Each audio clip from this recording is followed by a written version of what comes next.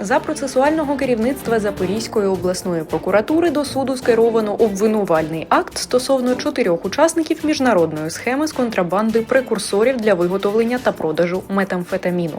У травні 2025 року спільна слідча група правоохоронців України та Польщі викрила наркоугрупування та затримала 10 його учасників – 6 у країнах ЄС і 4 у Запоріжжі та Кривому Розі.